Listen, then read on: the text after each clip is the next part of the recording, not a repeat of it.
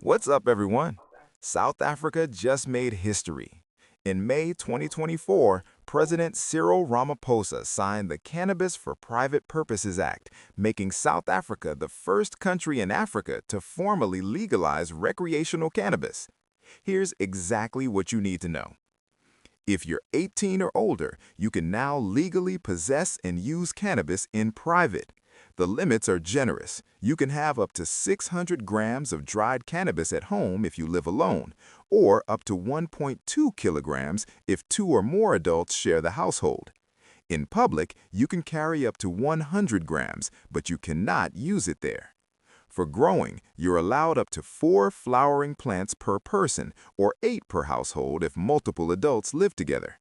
You can also possess unlimited seeds and seedlings. This all has to happen in a private place, your home, your property. Now here's where people get confused. Selling cannabis is still completely illegal. You cannot buy it, you cannot sell it, commercial sales are not permitted yet. The government says they're working on commercial regulations, expected by March 2026, but right now, any dealing is a criminal offense.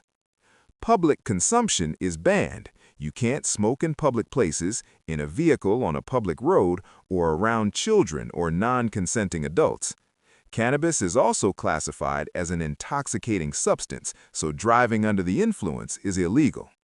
If you break these rules, you're looking at fines or up to 10 years in prison for serious offenses like dealing or exceeding the legal limits. Here's some good news for people with past convictions. The new law allows for automatic expungement of criminal records for anyone previously convicted just for possessing or using cannabis. If it doesn't happen automatically, you can apply to have your record cleared. So, that's the situation. South Africa has legalized private use and home growing, but commercial sales are still off the table. Enjoy responsibly, keep it private, and don't try to sell it. If this helps